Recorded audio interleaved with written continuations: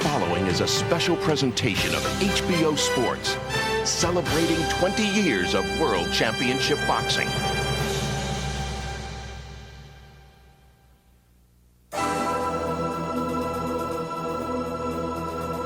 Ranger seems to be hurt. He's been left.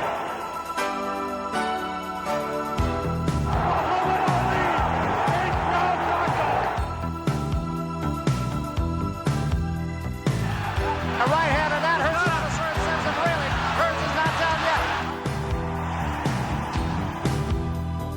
The smashing right hand and Graham's helpless against the ropes. And Cooney took a good right hand from Holmes. He staggers and is down. And a right hand put Sugar Ray Leonard right on the seat of his pants.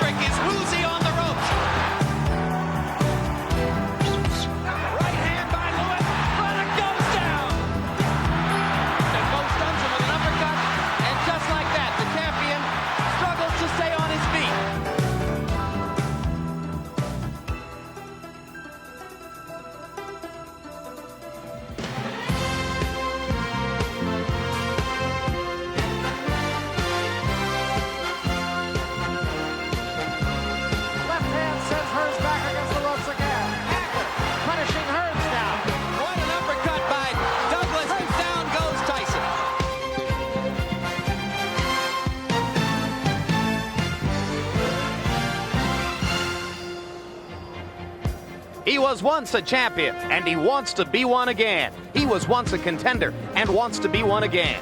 One represents the past. The other looks to the future. His days may be numbered. His may yet be full of promise. Both share a common dream. And so tonight, in a heavyweight doubleheader, we inaugurate the third decade of World Championship Boxing on HBO. As George Foreman faces Pierre Coetzer, and Tommy Morrison takes on Carl the Truth Williams. It has been snowing outside for 3 consecutive days in Reno, but a capacity crowd has made its way in here tonight for this heavyweight doubleheader. So we bring you live to the Reno-Sparks Convention Center in Reno, Nevada, where HBO's World Championship Boxing is renewed yet again. And hello again, everybody. I'm Jim Lampley. We begin the second 20 years of HBO's World Championship Boxing just the way we began the first 2 decades, focusing on George Foreman's punching power. You might not have thought that was possible 9 months ago when Big George was locked in a titanic struggle with Alex Stewart in Las Vegas, a fight that I watched in considerable discomfort and in the company, as always, of HBO boxing analyst Larry Merchant. Larry, let's go back to that April night when George was battered, bloodied, bruised, emerged with a majority decision, but with a little less respect than before. Did you at that point think you would ever see him in the ring again? Well, he looked after that fight like a Picasso portrait with his features rearranged all over his head, and I didn't know what to think. I was afraid I wouldn't even see him outside the ring again. And like a lot of fans, I started to think to myself, George, you've thrilled us. You've been great. You've inspired us. You've entertained us. But now, please, isn't it time to go back to the old fishing hole before you seriously get hurt? But George is George, and here in the last few weeks alone, he's taped a TV pilot show. He's gotten himself in reasonable shape. He looks adorable again, and he celebrated his 44th birthday. He's just 2 years younger than our next president. It just all reminds me never to underestimate the power of George or the money that he generates. So George is still younger than Clinton. Have we ever had a star quality boxer, just as a footnote, who was older than the sitting president? Archie Moore. Archie Moore. A little bit older than John F. Kennedy. He was still going strong. But Archie, like George, was young at heart. And now we turn to another man who shares the same distinction. Our third ringside voice, in place of George, who's fighting in the ring tonight, of course, Gil Clancy, recently announced for induction this summer into the Boxing Hall of Fame. Congratulations, Gil. Thank you, Jim. Before we get to the business of Foreman and Coetzer, another heavyweight matchup between the powerful slugger Tommy Morrison and the stylish boxer Carl the Truth Williams. How do you see that fight? Well, Williams is a good boxer with a solid left jab, but the counter for a jab is a left hook, and Williams has a tendency to drop that right hand. If Morrison nails him with that left hook, could be a short night. Realistically, can Tommy Morrison become a heavyweight championship contender fighting people like Carl Williams? Absolutely. If he knocks out Carl Williams spectacularly, he could get a title shot, maybe in his next fight. It's entirely possible, and Gil's right about that. Every time Tommy Morrison goes into the ring, he continues his singular war for legitimacy as a contender. This might be one of his best chances yet to earn respect.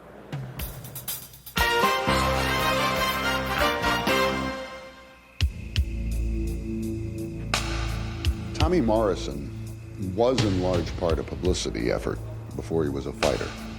Tommy Morrison has to get over what happened to him in the Ray Mercer fight. I mean, it proved that he got the big build-up and fell flat on his face. What if we wrote the Tommy Morrison biography? Some would be tempted to call it a work of fiction. This story of John Wayne's alleged grandnephew, a young, unproven heavyweight who has yet to climb his own mountain of height. I was an unknown young fighter who's somehow been placed in some very unfamiliar waters.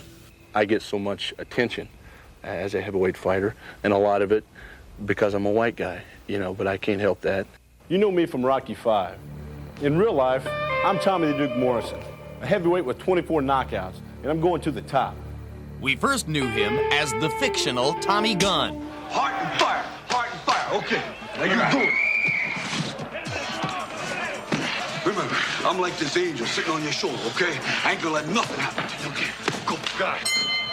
So at that magic moment in his lifetime, as an actor, he was a great fighter, and as a fighter, he was a great actor. Anxious to make up for time lost while filming Rocky V, Morrison buried himself in boxing. He fought 19 times in 1989, and after compiling a 24-0 record, clobbering his way through ordinary opposition, it was time for a true test. This is a chance that I've dreamed about for a very long time. And I have and will continue to prepare myself accordingly. On August 9th will be the night of truth for Tommy Morrison. The painful truth emerged in Atlantic City. Change your levels. Relax, recover. Keep it flow. You got to change your levels. You got to follow up with your punches. When I was in the corner with the Mercer fight, the thing that I remember most of was realizing around the third round that we were starting to get in trouble, because Tommy was unable to relax enough to be efficient in his punches. My decision was to push forward and try and knock Mercer out. Obviously, it was the wrong decision. And now Mercer. Pummeled by merciless Ray Mercer, Morrison was exposed. He lacked poise. He lacked stamina. He was without a credible defense. And that is it. We were coming up. We were undefeated. A lot of high expectations of myself. We take some of the blame for what happened in that particular fight. We tried to get some tougher competition building up to that fight so that we would have that late round experience, but it didn't happen. Tommy Morrison, because he's a Caucasian heavyweight, and there have been so many lousy white heavyweights in recent years, so many great white dopes, if you will, Tommy Morrison has to prove a little bit more than, say, the average black or Hispanic heavyweight. Pre-Mercer, Tommy was perhaps the most difficult athlete I've ever coached. After the Mercer bout, I think he found out that maybe he didn't have all the answers, and he's been a very coachable athlete. And last June against Joe Hipp, Morrison had his right hand and jaw broken in the second round. In the ninth, he won the fight on guts. This was fact, not fiction. I know of 3 instances that fighters had their jaw broken and miraculously finished, but all lost. He won. He knocked out Joe Hipp. Tommy Morrison turned 24 here a few weeks ago at a military base in remote southern Arizona, far from the distractions which have stifled his career. I like to look at things as, okay, I'm going away and I'm sacrificing. I'm staying away from everybody. I'm staying away from girls. I'm staying away from the foods that I like to eat. All of these sacrifices, and that makes me a much meaner person in return. If I get up an hour earlier than Carl Williams is getting up, and I'm out there and I run a mile farther, then that's my edge. You know, I'm doing it because he's not. I think Tommy Morrison's career is still being written. Whether it's fiction or nonfiction, we're going to have to wait and see, but it's still going to take a while. The galleys still need to be edited, I think. Perhaps now, as the additional chapters of the Tommy Morrison story are written, this work in progress will change, losing once and for all the flavor of fiction for the hard edge of fact. And as we bring you back live to ringside at the Reno-Sparks Convention Center, we await the entrance into the ring of Tommy the Duke Morrison, and there he is.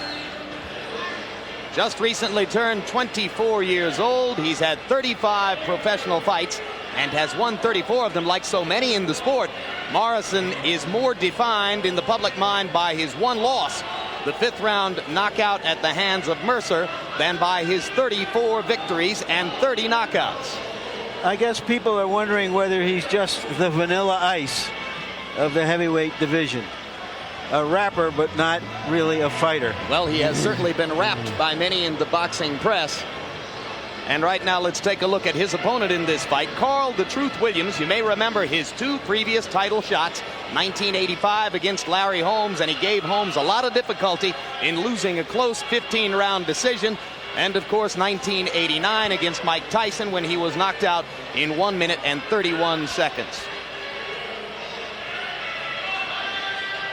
Over the years, Carl Williams has been plagued by inactivity, an average of fewer than 3 fights per year, as he has reached already 33 years of age. Tail of the tape, 225, the number for Williams. And, Gil, you say that's his most effective weight. Absolutely. In previous fights, he's been up to 234, 235. Just wasn't himself. This is his best weight. And you see the reach advantage for Williams. He will try to keep Morrison at the end of his long, flicking left jab. Punch stat numbers, Larry. Let's take a look at, see how often he throws that jab. Around 18 times in his last couple of fights. He used to throw it twice that often. But in the hard punch division, it's Morrison, and Morrison's best punch is a vicious left hook. He is a natural puncher.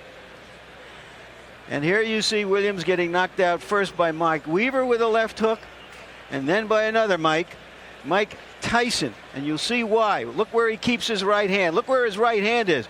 It looks like he's about to sweep the floor. And you know, Larry, not only he drops his right hand when he jabs, he drops it before he throws it. And his right uppercut is one of his best punches, which leaves him very vulnerable to a left hook. Indeed, he has Harold redefined the art of Letterman, holding give us the right the hand rules low. tonight.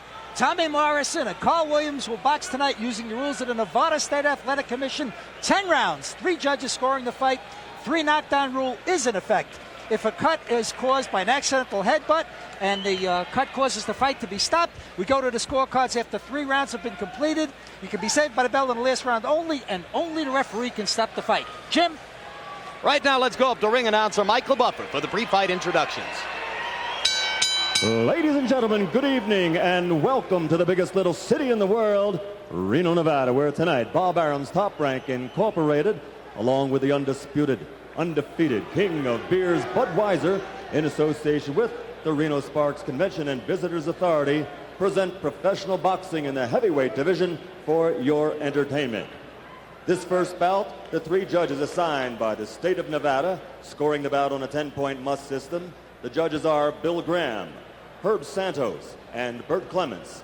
And when the bell rings, the man in charge of the action, Reno, Nevada's own referee Mills Lane. And now, ladies and gentlemen, man your battle stations, 10 rounds of boxing in the heavyweight division. Introducing first, fighting out of the blue corner, wearing the white trunks with red trim, weighing in at an even 225 pounds. He comes to us tonight from White Plains, New York, and brings an excellent professional record of 26 victories, 20 by KO. Against 5 defeats, he has won no decision. He's one of the top ranked and well-known heavyweights in the world today. Ladies and gentlemen, Carl the Truth Williams. And his opponent across the ring, fighting out of the red corner, wearing the red and black stars and stripes trim, weighing in at 228 pounds, fighting out of Kansas City, ranked number 6 in the world by the International Boxing Federation with an outstanding record of 34 victories, 30 by KO, only 1 defeat. Ladies and gentlemen, presenting Tommy The Duke Morrison. All right, look here. If he goes right here, I'm not going to call it low. If he goes right there, I'm not going to call it low. Okay, we've already had your instructions in the dressing room. Expect a tough, clean fight. Protect yourself. Wait a minute, come back here. Come back here. Bring him back. Bring him back. Now look, protect yourself at all times. Any questions here? Any questions here? Let's get it on. The only question here is whether Williams can keep his left hand out and his right hand up and make a real fight of it. That is the key, and I noticed that Williams' trunks are a little high. If I was in Morrison's corner, they'd be down by his navel where they belong. Tommy has inaugurated the popular art of bicycle shorts under his boxing trunks. We've seen it in basketball and a variety of other sports. Now here it is in boxing. Who will be next? Meanwhile, Carl the Truth acknowledges that this is his last chance for boxing credibility. He says that he has trained more for this than for any other fight since the Tyson debacle. He's essentially been in the gym since November 4. Well, again, his weight is 225, which is his most effective weight. Morrison attacking, not landing solidly yet. And hitting on the break with the right hand, and Mills Lane says, don't do that again. And there's the left hook, and down goes Carl Williams. As advertised. Just can't keep that right hand up. That was a chopping left hook, which is unusual. He came over the top with it. And that wasn't even the A-quality Morrison left hook. That was what I would call a C left hook, not his A or B even. No, his A is a lightning bolt. The best in the division. Wait. Both of you, knock that shit off. Come on. Just a little bit more than a minute into the bout. Williams has been down once. He doesn't appear to be hurt or even dazed at this point, Gil. No, he is punching back, throwing some good snappy left jabs. But again, every time he jabs, down goes that right hand. Get off that neck. You would think at this age that flaw would have been corrected. Tommy Morrison is a very fast starter. Sometimes you can't teach an old dog new tricks, Larry. He's been doing it so often and so long. Now, if he does throw his right hand, you'll see he drops it before he throws it.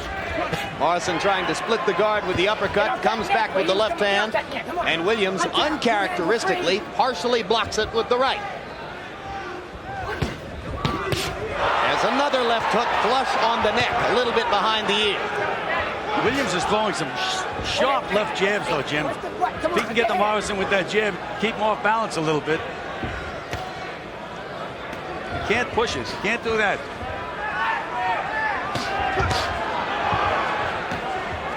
Williams says that he's learned to shorten up his punches since the Tyson fight.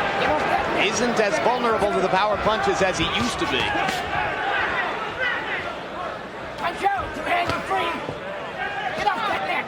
Get off that neck and come on. This is a man who once earned legitimate comparisons, both in style and in ability, to Larry Holmes when Larry was the heavyweight champ. But that was 8 years ago.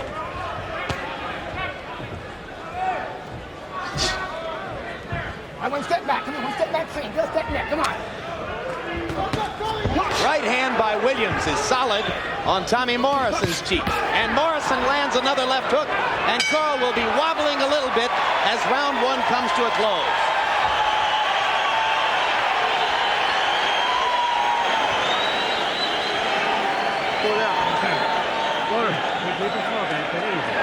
Careful what?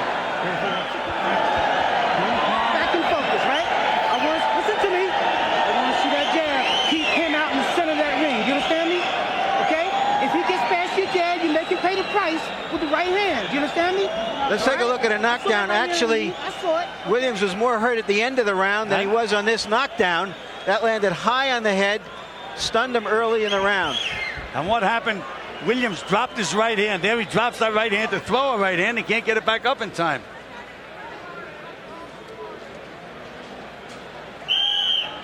There again you see where that right hand is down around his chest. Somebody once said that the reason he hasn't been able to correct that fault is that his trainers couldn't teach a goat to eat a tin can. That sounds pretty good to me. But you know, this is a, believe it or not, this is a good Williams. He's got plenty of snap in his punches. Well, he's got a different trainer now than the man who carried him through most of his career. Williams was the beneficiary of the architecture of the late Carmine Graziano. Now John Davenport is his trainer. He tried to throw the jab in round one, threw 21 of them by punch count numbers, but only landed 4. Just landed a good left jab while he was reading those statistics, Jim. Get off that neck, Williams. Well, I got to quit reading statistics, don't I? You got 2 hands free. Punch out. Punch out. Get off that neck. Mills Lane, feisty as always in his referee role. And Williams is doing exactly what he told us he was going to try to do. Tie Tommy Morrison up on the inside, kill the clock, and get him into the later rounds. Good idea. Morrison has yet to prove that he can be effective in the late rounds, although he did come back to win the fight against Joe Hipp when he was in serious trouble with a broken jaw and a broken hand. One thing I noticed, Gil, is that he seems to be correcting the problem he had of putting too much out early in the fight. He's a little bit more relaxed than we've seen him before, Morrison. Well, that is correct. And you know, a lot of people have said, well, he wasn't in condition, he got tired. The main reason that fighters get tired is because they're not relaxed. They're too tight. Much like George Foreman in his first career. The first George Foreman, right. George Foreman won. So maybe Morrison should take 10 years off. Good solid punches by Carl Williams, especially that left hook to the body. All right. Well, slip back clean. If Morrison has a stamina problem, that left hook in the body is certainly going to help Williams. Morrison missing with the left hook. Williams ties up again a little bit inside. Both fighters seem to be getting a little bit of a breather through the second minute of round number 2. Carl Williams holding Morrison behind the head and banging him with the right hand. And Mills Lane says he can't do that.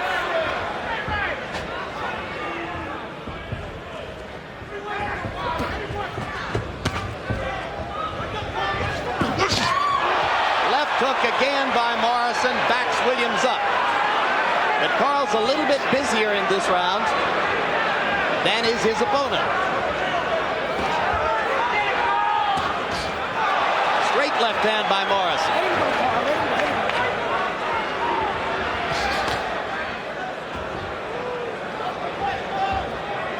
Neither man going to the body much yet, and since Carl Williams is tall and rangy, maybe that would be a good idea for Tommy Morrison to go to the body. His manager, Bill Caton, told me, he said he thought that would be the most effective punch in this fight, a left hook to the body by Morrison. Well, we haven't seen much of it yet. And we remind you, coming up immediately following Tommy Morrison and Carl "The Truth" Williams, 44-year-old George Foreman against South African Pierre Coetzer. A look at George warming in his dressing room. You got to come in off of your 7. Come in with 7-7-2, 7-7-2, 7-7-5s, 7-7-5-2. Okay, you have to make it happen off your. There's the left hand that briefly stunned Williams, but having survived that punch, Williams felt the flow of confidence. He came back at Morrison. Seemed that way to me. Threw some beautiful combinations, good snappy left jab, good right hand. And I think at this moment, all of those people counting on Tommy Morrison to make them a lot of money are a little bit nervous. I would have to say so. Williams is starting to get some confidence. Again, as you say, he's the experienced guy in there. And as he figures the fight, the longer it goes, the better it is for Williams. Left jab by Williams to begin round 3. And I mentioned that Williams was the busier fighter in round 2. By punch stat numbers, he threw 38 punches, only 24 for Morrison. Morrison needs to step up his business a little bit. Williams beginning to keep him away with the jab. And another left hand, and down goes Williams for the second knockdown of the fight. And this time he's hurt a little bit more badly. Well, now let's see what kind of a finisher Tommy Morrison is.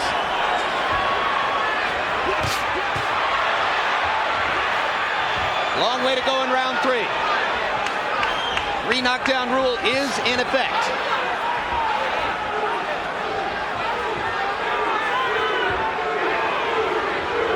Crowd chanting, Duke, Duke, Duke. Morrison trying to finish with the uppercut, comes back with the left hook. Now Williams with the 1-2. Seems to have regained his senses a little bit. As I say, this is the best Williams probably in the last 2 years. Great right hand by Morrison. Get off that neck. Get off that neck. Come on. And believe me, this is not a stiff that Morrison is unloading on. Williams is in condition and fighting well. Well, what a confidence builder it would be for Tommy to be able to finish with the right hand. We always talk about the left hook. Morrison misses with the uppercut, lands the left hook again, but it's just a short chopping hook. Again, we've seen the A hook only once, and that was on the knockdown in this round. Williams coming back with right hands.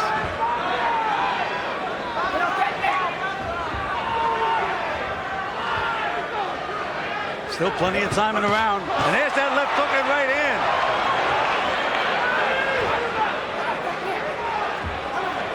Carl Williams showing some resolution here. That time Tommy knocked the mouthpiece out with the left hand. It landed somewhere in the crowd.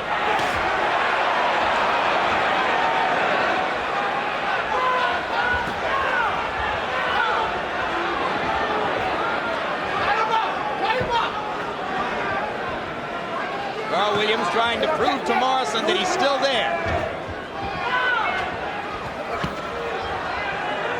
Those weren't powder puff punches by Williams. No, this is a good effort. Right hand by Williams. Morrison answers with the right.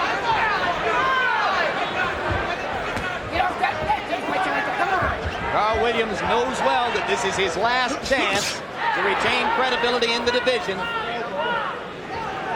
Punch free. Both of you got 2 hands free. Punch out of there. You got 2 hands free. Work all of that punch. Time. And Carl Williams makes it out of round 3.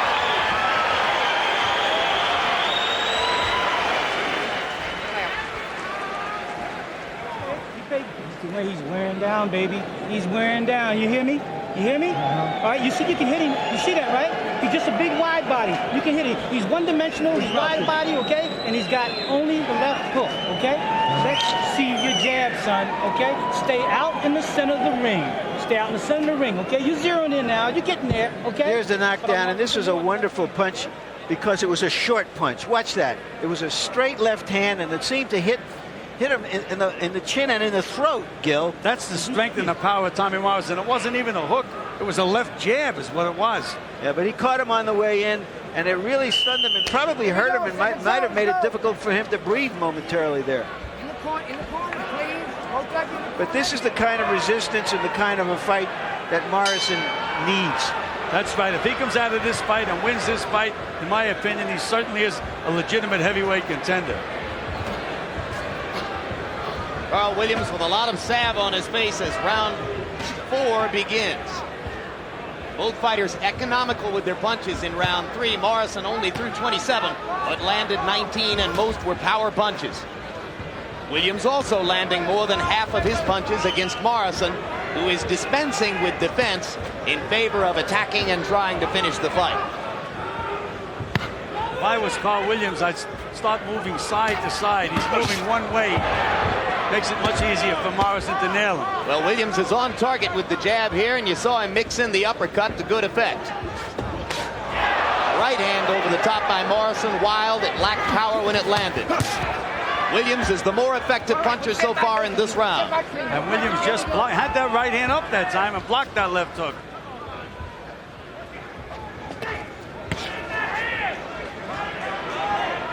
All right, 2 hands are free. Both of you can punch out of there. Come on, punch out. You got. All right, now you're tied up. Now 1 step back. Here we go. Come on.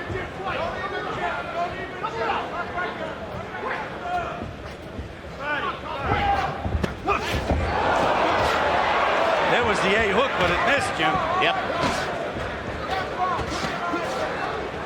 And Williams is dishing out some punishment to Morrison, especially some good body shots. Yeah, this has been Williams' best round by far. You heard trainer John Davenport telling him that he ought to gain confidence from the fact that he hasn't been knocked out of there yet, saying Tommy is one-dimensional, left hook only. Tommy Morrison's mouth is wide open now, Jim, and it's early in the fight. There's that right hand. Slashing right hand over the top, almost knocked Williams' mouthpiece out. You saw Carl reach up with the right glove to put the mouthpiece back in place. And Williams comes back punching again. Now Morrison tries to go to the body.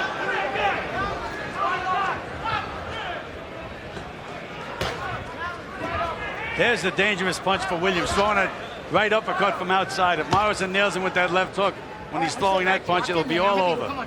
I'd forget all about that punch if I was Williams. Trading left jabs in the center of the ring. And the 1-2 from Williams. And Carl Williams has controlled the fourth round so Williams far. is talking to him now. That's really a sign of confidence. Oh, there's a thrusting left jab by Morrison that snapped Williams' head back. He's so strong, Morrison. Oh, what a natural punching power. It's a gift. As they say in the business, heavy hands. But right now, Williams has that gift under wraps. Anytime it could come unwrapped, though.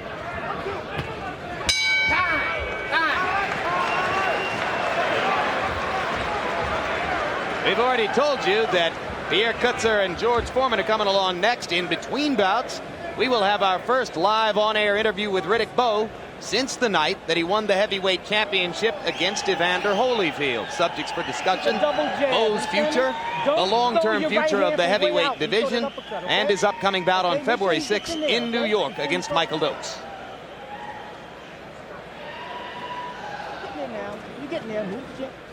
He's lifting his hand up real high because he's expecting the hook to the head. You got to go low on him, okay? Harold Letterman, how do you see the fight to this date? Larry, 3 rounds to 1, 39-35, Tommy Morrison. I think he's landing a better power shots, and certainly you had to give him an extra point in rounds 1 and rounds 3 for the knockdown. 2 clean knockdowns, definitely 2 10-8 rounds. I have him ahead 2 10-8 rounds, but I also have Williams with 2 10-9 rounds. And Larry, I have the fight scored exactly the same as you. In round 4, Tommy Morrison only threw 18 punches. Let's see if he was resting and saving up some energy from round 5. Or is Tommy Morrison already wearing down? Well, his mouth is open. He seems to be gasping a little bit for breath. That's usually the first sign. There seems to be a chance here for Carl Williams to seize a kind of momentum which might prey on Tommy Morrison's confidence. Step back, team. Here we go. Come on.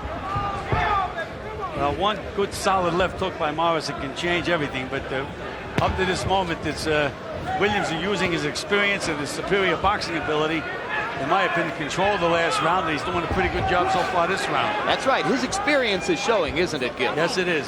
He knows how to tie Morrison up. He knows enough to walk him around and kill the clock.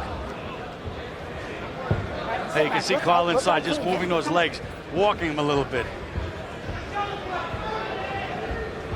But again, Williams is standing very, very stationary. I think he should be moving a little more. Good right hand by Williams, and down goes Morrison. Sudden shift in momentum. 6, 7, 8, 9. And now suddenly, it is Tommy Morrison's future as a heavyweight contender that's on the line. Morrison lands a left hook, but Williams pounds away with the right. Second knockdown. One more knockdown and this fight is over. 3 knockdown rule is in effect. And between that first and second knockdown, Morrison landed a solid left hook. Didn't do anything to Williams. No, Carl's adrenaline is going now. He's got a chance to win the fight. Morrison not punching back.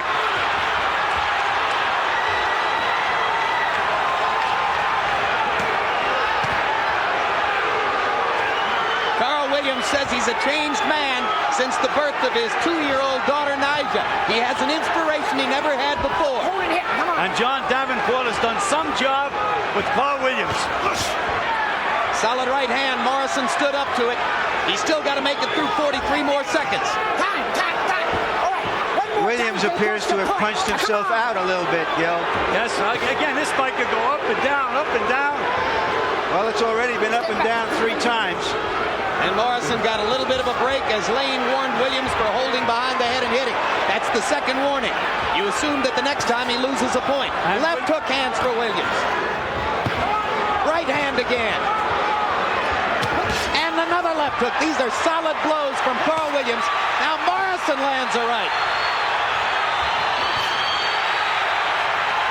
A storybook round between Tommy Morrison and Carl "The Truth" Williams.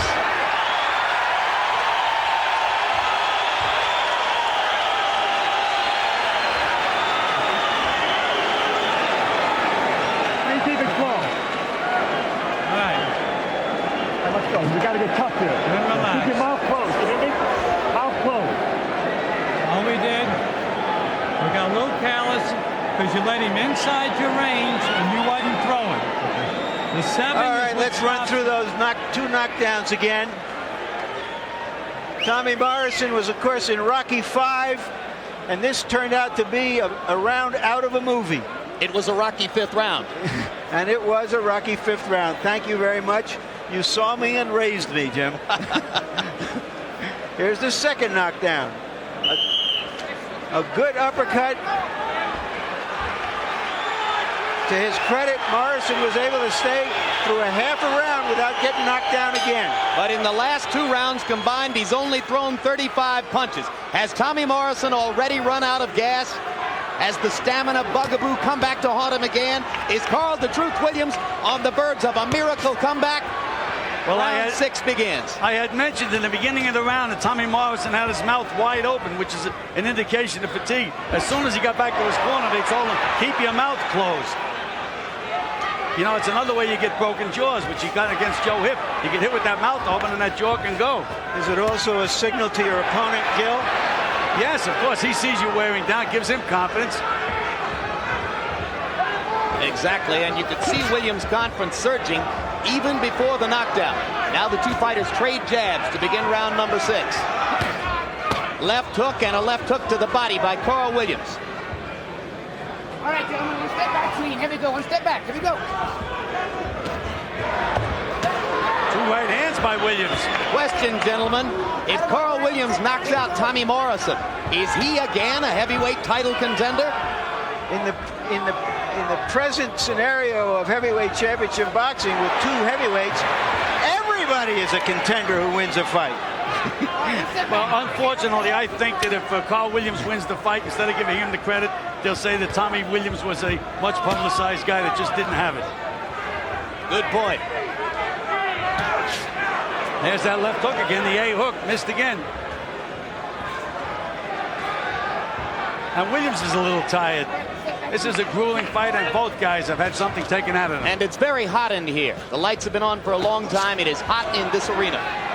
And that should benefit the younger man, except Williams' Except that stamina is his chronic problem. And Williams, with the experience, has been this route many times. And Carl's a relaxed fighter who paces himself pretty well. Remember, he went 15 rounds with Larry Holmes.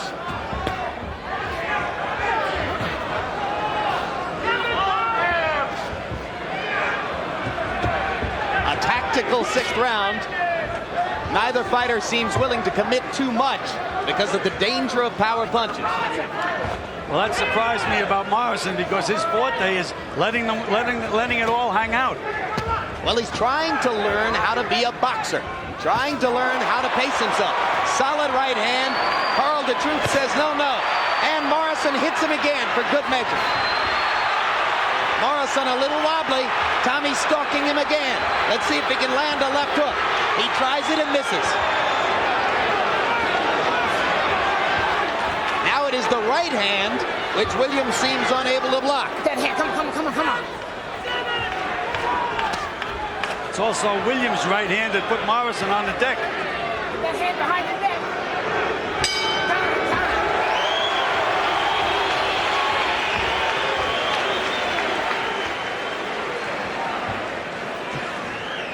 Nice round. We keep it slow. Okay. You're getting yourself a win now. You hurt him toward the end of that round, but you're still vulnerable to a right hand because you won't throw your 7. I need you to throw your 7. pump that 7, move in off of it. Fire your right hand. Want that jab working overtime. Come on with the mouthpiece. We okay. Gil, we've had a lot of interpreters here when we've had foreign fighters. What's a 7? Can you interpret that? Well, what's Morrison not doing? That's the old Costamato theory, which I certainly never approved of. He says, all right, throw a 4-6-2. As if the other guy's going to just move out of the way and let you throw that combination. It just doesn't. I don't think that's a good way to train a fighter, to tell you the truth. Well, I think a 7 is a jab because he just threw 2 jabs. No, the 7 I think is the right hand. I'm sorry about that. Tommy Morrison continues to struggle to be active. Only threw 25 punches in round 6. He is setting up a potential 10-round decision victory for Carl the Truth Williams. And Williams just threw a beautiful 1-2. There's that left hook.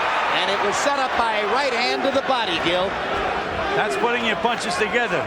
I think if Tommy goes to the body, he'll have a chance to knock Carl Williams out. Well, he has a chance, Jim, anytime during this fight. Remember, Joe Hip looked like he was out of gas, looked like the fight was like Hip was going to take over in 1 punch, and he put Hip out. He's got that strength and power. Williams can't get careless for a second. Well, I don't think Carl will. I think Carl has learned a lot. If he loses, it's not going to be because of carelessness. It will be because of Morrison's exceptional punching power. I understand that. They're both sides. Okay, come on, Right. here we go. I thought Williams did the right thing. Morrison hit him on the break, so he hit Morrison back. You hit me, I hit you. And Mills Lane says 2 wrongs don't make a right. Come on. All right, one step back. We'll take the In feet. boxing, they often do. Williams is not using his left jab as much as he had been earlier. Now, there you go. Must have listened to me a little bit, Jim. You've got a pipeline to him, Gil. Again, I'd like to see Williams moving a little bit more to his right. That takes the power away from that left hook of Morrison. All right, you want to see Williams throwing the left jab. I want Morrison to go to the body. Let's see which fighter listens better. It is Carl Williams for the moment.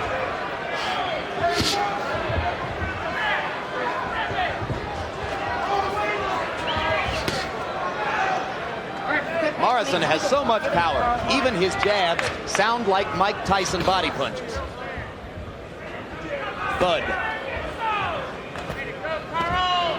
Him up there. Come on. Come on. All right, you step back. You drop it now. Here we go. And Morrison wobbles. Morrison is hurt again. Combination punching by Williams. 2 right crosses landed. Morrison a little bit wobbly on his feet, as Gil Clancy pointed out. But Tommy's still looking for an opportunity to throw the left hook. Extending the jab and landing it. Morrison a little bit busier in this round. Right hand again by Williams. There's a loose thread on Tommy Morrison's glove. Let's see if Mills Lane is going to stop it. Nope, it fell away. And Williams is scoring points with that left jab. Now, if it becomes a tactical boxing match, that is all to Carl Williams' advantage. But it's more than tactical, Jim. These guys are really hitting each other with a lot of hard stuff. And whatever number 7 is, Tommy Morrison still isn't throwing it. No, he certainly isn't. Or if he is, Williams hears what they're talking about. He knows what 7 is, and he watches out for Right it. hand. You hear me? Right hand. Or if he's throwing it, he's not throwing it with the 4 and the 2 enough. Coming up. Harold Letterman, after 7 rounds, how do you score it? Hey, Larry, let me tell you, the scoring in this fight is about as interesting as you can get. I got it 4 rounds to 3, 65-64, Tommy Morrison. Now, I'm going for the power puncher over the boxer. I'll tell you the honest to God's truth, I thought Tommy Morrison pulled out a very close 6th round because of the fact that he landed a power shot, but a 10-7 round for Williams in round 5. As close as you can get right now. Well, I have it 4-3 for Williams. And I'm trying to figure this weird scoring out. I guess it's even on my card because Morrison's got 2 2-point rounds and Williams has a 3-point round, so the points are even after 7. And calculators will be issued to the judges. How do you have it, Gil? I have it exactly the same as Larry. I have the fight dead even going into the 8th round. So that we're screwed up on number 7 just as much as Morrison is. Everybody else, right? Now, this is where Williams said he wanted to get the fight into the later rounds. Let's see if he analyzed the fight correctly. He has succeeded in that regard. There was 7, Larry. I think that was 7.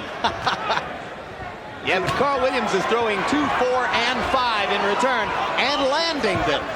I think that makes sense because 7 is the right hand, and if you throw some rights, maybe he won't be so eager to throw his left. I'm not sure either. Hand off that neck. Come on, one step back. Come on. Here we go. One step back. Here we go. Morrison looks like he's got a second wind. He looks a little bit livelier right now than he had in the previous 2 rounds. Well, maybe he knows that he has to get busier.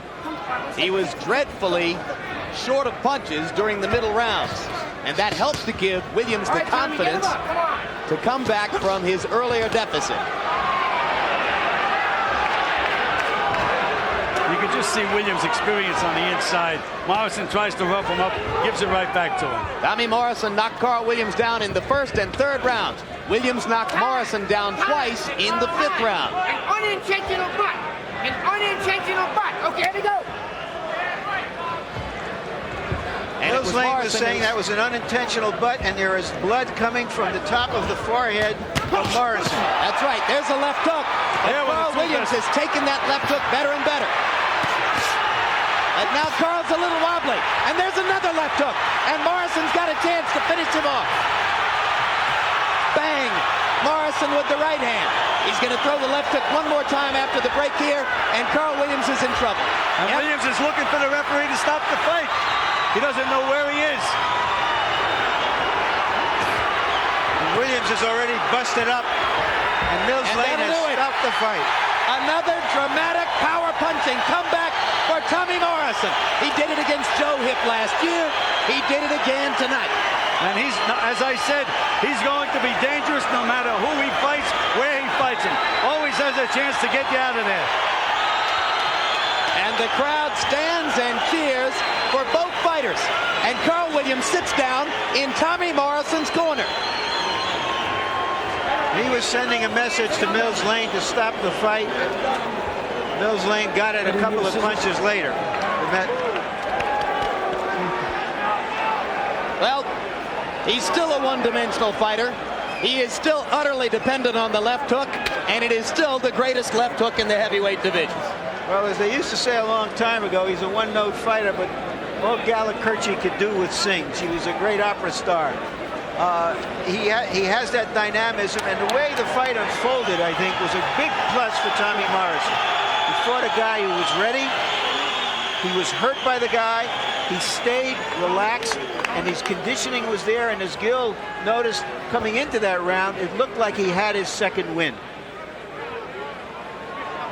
All right, gentlemen, let's take a look at the dramatic climax of this fight in slow motion.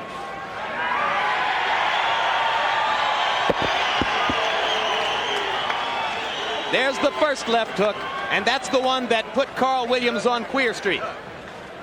The right uppercut did some damage too, Gil. And look at the strength of Tommy Morrison when he gets inside. Look at that vicious right uppercut and that big left hook again. How Williams took that punishment, I'll never tell you. So now that was 2 left hooks, and then the right and the left. And then in a moment, you're going to see Morrison step back and gather himself and get ready to come in and throw one more damaging left hook. That's the point at which Williams looked at Mills Lane as if to say, when are you going to stop it? Now here's regular speed, Gil. Let's take a look. And there's that big left hook. Again, we mentioned one left hook by Morrison can change anything around. And you can just look at the strength that he has on the inside. And again, he didn't look like a tired fighter right there, Jim. Gil, Tommy Morrison came in weighing. Oh, here he comes. He was getting ready to throw that last left hook there against a virtually defenseless Williams. That one was tough to watch. He came in weighing nearly 230 pounds. How many guys that big have you ever seen who are as quick with the left hook as Tommy Morrison? Well, you know, that is a good question. I mean, probably the only other guy I've seen is Mike Tyson. And Mike Tyson's hook is not as short as Tommy Morrison's. Well, right now, let's go up to ring announcer Michael Buffer for the official particulars on the Morrison knockout. Ladies and gentlemen, referee Mills Lane steps in to stop the bout at 2 minutes 10 seconds of round number 8. The winner by TKO victory, Tommy The Duke Morrison.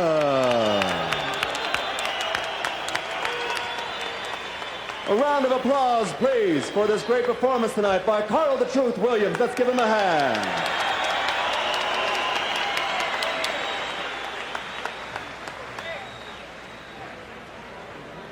They are still milling in the ring. Carl the Truth Williams, interestingly, is still standing in Morrison's corner as we look at final punch stat numbers, and you can see the woeful punch output by Morrison. Only 196 punches thrown, but he landed 114 of them, and most of them were power shots. As you can see there, Morrison landed more than half his jabs. Williams had a good plan and executed it, throwing a large number of jabs, or at least more than he's been throwing in recent fights. But in the end, he simply couldn't keep Morrison away long enough. And right now, let's go up to Larry Merchant with the winner. Okay, Tommy, what did you like best about this fight besides winning it? Well, the best thing that I feel we got as a team is the experience. Someone like Carl the Truth Williams has been over just about everybody, and students like that have a lot to offer to young studs like me. You knock him down in the first minute of the fight. You knock him down against in the third fight. You knew that he's vulnerable to the left hook. Do you think it was going to be easy after that? No, I knew that this is a cagey guy. He's been around for a long while. He come out there, I think, with his right hand taped to the side of his head, looking for the left hook. So at a young stage, which we're in, we tend to, each and every day, we try to add more to our arsenal, because as you rise in competition, you've only got to add more tools to your arsenal. I feel that we did that today. Fifth round, maybe your worst round since the Mercer fight. You're down twice. What do you recall about that? Take a look right here at the monitor. I remember getting knocked down twice. I think staying in the middle a little bit too long. And, it was a kind of delayed action shot. But, we been in there in the gym. We're doing a lot of hard work, and the harder you work, the harder it is to quit. All right, now we're going to take a look at the second knockdown. But did you know that midway through the round that one more knockdown and the fight's over? And I don't focus on things like that. I focus on doing things right, trying to be a little more elusive. Defense is something that's hindered us from the start. A lot of people criticize our defense, but I feel that we are bringing it to a new level in the gym. We feel that we're doing the work in there also. But Carl Williams is an experienced fighter. He has great tools, and we're able to overcome it and come through with a victory. The two things that seemed impressive were, one, that you were more relaxed. Would you agree? Definitely. That's something that we've been focusing on quite a bit. As you go on in rounds, you got to learn to relax, and that's something that I think George Foreman suffered from early in his career. And it's something that, matter of fact, I talked with George Foreman after the Mercer bout, and he offered some advice, and since then we've made some very positive strides. We're a little too relaxed. And maybe as your trainer is saying here, you were too relaxed. But the other thing was that you were in condition enough to see, it seemed like, to get a second win late in the fight. Well, that's something that we also been working on. Prior to the Mercer bout, we were used to going out and knocking guys out. But as you're rising, and in rising rounds, you certainly rise in competition also. That's something that we definitely have learned. You got to relax and get to know your body. And I feel we've done that over the last year and a half. And it's coming to the top of the water. One more question about the fight. Your trainer was yelling that you weren't throwing number 7. What is number 7? Well, 7 is the referee. No, 7 is a jab, and that's something we try to work everything off the jab. It's the same number system that Mike Tyson used already in his career. And at this time, I'd like to say hello to Jay Dragon, who's over in the war. Okay, let me ask you now. You are contracted to fight George Foreman if he wins the next fight. Do you want that fight? Do you think you're ready for a championship fight? Well, I think boxing, first of all, is a sort of sport that you never stop learning. When you go in there and you start to think that you know everything, it's usually the beginning of the end. I think that's a prime example of some of what happened to Mike Tyson. We've got a lot to learn. We're young. We have a lot of time to do it. We're looking forward to the challenges ahead. So what is the answer to the question? You want to fight Foreman? Not only yes, but hell yes. All right, and what about, from what you're saying also, you indicate to me that you think you would rather be better schooled and wait a while so that you can not only get a championship fight, but that you can win a championship. Right, that's something that's very important to all of us as a team, and we wouldn't be here if we didn't think we were very capable of doing just that. We're looking forward to some of the challenges of boxing is a sport you never stop learning. You got to keep learning, and someone like George, someone like Carl Williams is where you pick up that experience. We're looking forward to what lays ahead. Thank you, Tommy. Congratulations again, and back to you, Gil and Jim. All right, thank you very much, Larry. Fascinating fact. Prior to his last 3 bouts, Tommy Morrison had never scored a knockout beyond the 5th round. He knocks out Joe Hipp in the 9th round when he was in serious trouble. Then after a fight against Marshall Tillman, here he is behind on 2 scorecards after 7 rounds, as it turns out. And again, he turns the tide around and wins again with the 8th round TKO. Gil, there's good news and bad news. The good news, the comeback and the punching power. The bad news, he was again taken to school by a superior technical boxer. What should be most remembered about what happened to Tommy tonight? Well, you have to remember, you improve as a fighter when you fight experienced fighters. He learned a lot in that ring tonight. He learned more than he can learn for a month in the gymnasium. It's going to make him a better fighter. We noticed he got his second wind at the beginning of the 8th round, I should say. He was more relaxed. He didn't throw as many wild punches. And again, he got the final result. Do you think either heavyweight champion, Riddick Bowe or Lennox Lewis, would want to see a puncher like Tommy Morrison coming? Well, if they could fight somebody else, I think they'd prefer to do it because, as I've mentioned before, Tommy Morrison has a chance to knock anybody out if he hits them right. All right, Larry Merchant, your final thoughts on this marvelous punching spectacle. Yeah, it was an outstanding heavyweight fight. And as I said before, Gil has said if he wins this fight, looks good, which he did, he is a heavyweight contender. And I think he is a heavyweight contender. I think his management has to make a decision. Do we want a contender, a guy who can get a championship fight? He can get a championship fight. He's a white heavyweight with a big punch and a big heart. If he wants to win the championship, become a champion someday, I think they've got to go a different route, take their time, and wait for a time when they're going to send him in there as the favorite to win the championship, not as the long shot to win the championship. And how far away is that? Well, it's hard to say. It depends on who he fights next and how he looks against that guy and when he feels it. I would say I would wait until the Lewis and Bowe situation clarifies itself and then say, okay, now the winner's got me. All right. We had some spectacular entertainment. It wasn't just the first fight of the evening. It wasn't just the first fight of the year on HBO, but the beginning of a very busy month and a half of boxing here. Let's take a look at what's ahead. Brace yourself for a blizzard of big fights this winter on HBO. It'll be a stormy February 6th when the champion Riddick Bowe collides with Michael Dokes for the heavyweight championship. This will be war. Caution, in Bowe's first title defense, heavy blows could produce a drifting feeling. Then, on February 13th, James Lights Out Tony confronts Iran the Blade Barkley for the IBF super middleweight title. And Barkley keeps coming. Warning, a flurry of punches could accompany some very flaky conditions. Tony knows he's got him in trouble. And on March 6th, Pernell Whitaker challenges WBC champion Buddy McGirt. What's he got to lose? In an eagerly awaited welterweight brawl. Beware, icy glares could result in several blackouts. Watch out when this blizzard hits. The big fights are brewing this winter on HBO. Just you wait. We bring you back live to Reno, and as you saw there, the next big night of boxing on HBO's World Championship Boxing, Riddick Bowe's first defense of his 2 World Heavyweight Championship belts, February 6 in New York City against Michael Dokes. Riddick is in training at Caesars Brookdale in the Pocono Mountains in Pennsylvania, from where he joins us now live for our very first conversation with the champ since he won the title from Evander Holyfield on November 13. Welcome again, Riddick. How are you doing? I'm doing pretty good, and you? All right, your thoughts about Tommy Morrison against Carl Williams? Well, I thought the fight was very exciting, but you got to keep in mind we had 2 limited guys in there, so therefore it was, rather exciting. Do you regard Tommy Morrison as a legitimate contender for a heavyweight title shot? I guess in due time, but right now he still has a lot to learn.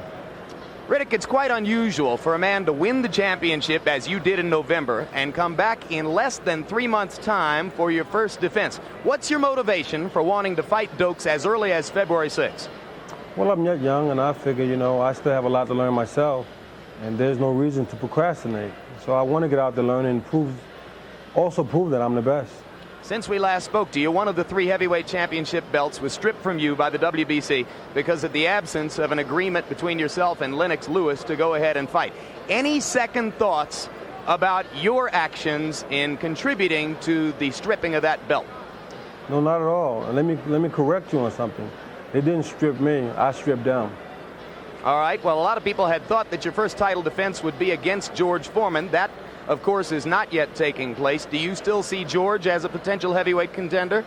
Well, most definitely. George is big, he can punch, and he's dangerous. So I'm hoping that he can get through this bout, get through Tommy Morrison, and then hopefully him and I can bump heads.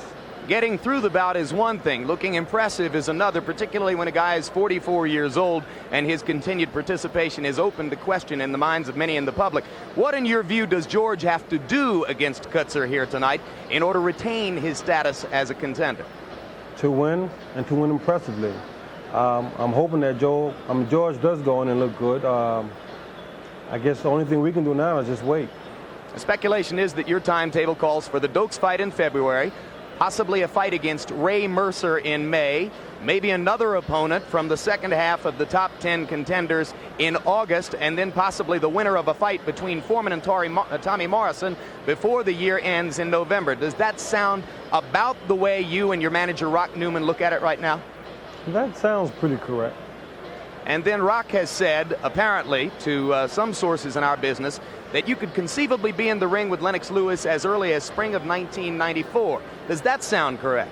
Well, I'm hoping that that's exactly what happens. You know, Lennox hid behind the WBC, but I hope when that time comes, he'll just stand up and fight me.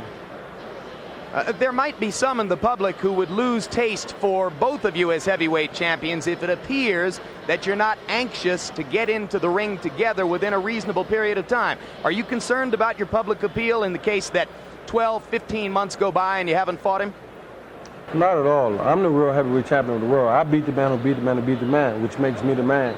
So if anything, Lennox is the one that's ducking and dodging and don't want to fight. What kind of shape are you in right now as you get ready for Dokes? I'm in pretty good shape. You give me another week or so, I should be in fighting shape. And what do you expect from Michael on that night in New York, February 6th?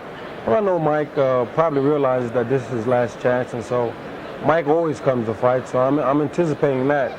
But I think in the later rounds, I should get him.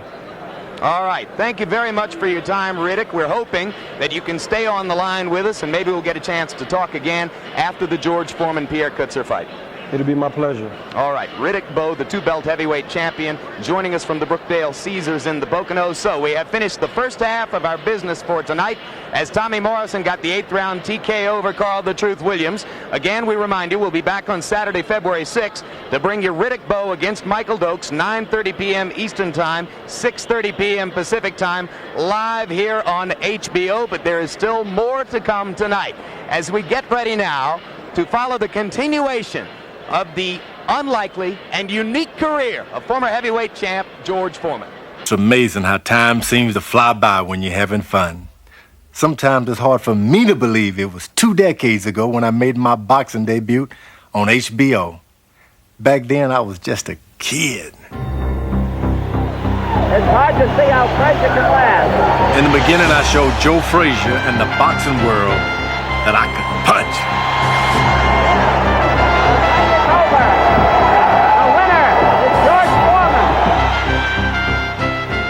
And then, there was one night against Muhammad Ali. I'd rather forget.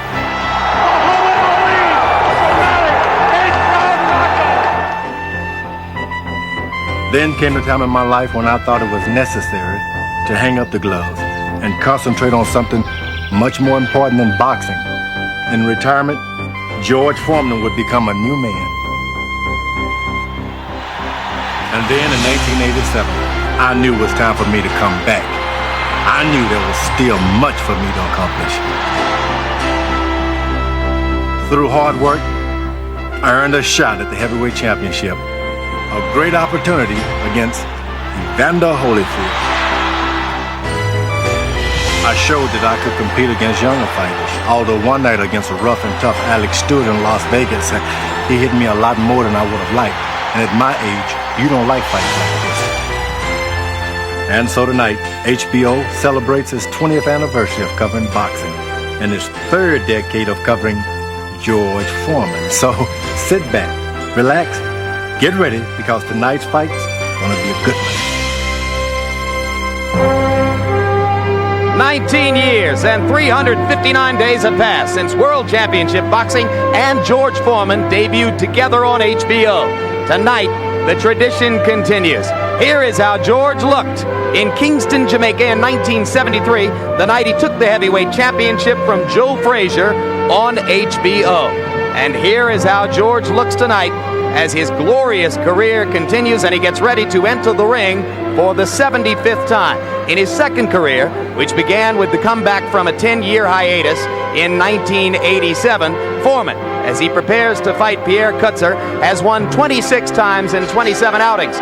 But by far the most disquieting of those 27 outings for the fighter who is 44 years old, considerably more disquieting really, Then his decision loss to Evander Holyfield in April of 1991 was the last fight. April of last year against Alex Stewart, the fight which created the bloody and swollen mask we have shown you a few times tonight. Larry Merchant, let's get down to business. We know Pierre Coetzer. We saw him against Bo in July of last year. Does he have the capacity to embarrass George in the same way that Stewart did here last April? Not in the same way, because Stewart, as the fight developed, became a boxer, and George doesn't like to fight boxers at this stage of his careers. What we have here in Coetzer is a guy who comes straight at you like a choo-choo train, like a fastball. He's right there. Coetzer is a throwback, really, to the great old catchers in prize fighting like George Chivallo and Tex Scobb, guys who try to break your spirit and your hands on their jaw. Tough, strong-minded guys, but guys without a big punch. And in addition to that, Coetzer is susceptible to cuts. So he would appear to be made to order for this George Foreman. But let's remember, both fighters are coming off bad beatings. One of them is 44 years old. We just saw a hellacious fight. Who knows, we might be in for another one. So it's Coetzer, the catcher, against Foreman, the man with the wry sense of humor. And to continue the baseball analogy, our Gil Clancy actually trained George Foreman back in the dead ball era prior to his long retirement from the ring. He's 44 years old. He took a beating from Stewart. Does he still belong in there, Gil? Well, I think he's picked the right opponent. George's best punch is a left jab, and Coetzer eats left jabs. The only thing, you can hit him with 3 jabs, 4 jabs. Coetzer will punch back.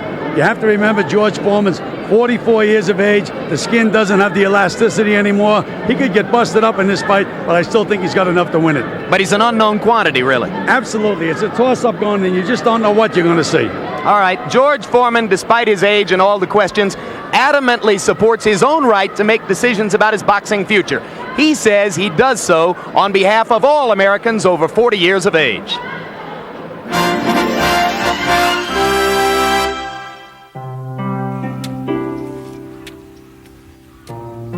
You know, in life there's a saying, never pass judgment on a man unless you've walked in his shoes. Well, it's kind of the same in boxing. In this sport, you'll never begin to understand a fighter unless you've laced up the gloves and stepped into the ring. There's nothing like it. To me, the sounds of the gym are like music to my ears. The sparring, the speed bag, skipping rope, even the smell of sweat. And then there's the night of the fight. The crowd, the excitement, I can't even begin to describe it. Boxing's in my blood, has been and always will be. I'll be the one who decides when it's time for me to leave the ring. No one's gonna tell me when I should quit. To retire or not to retire?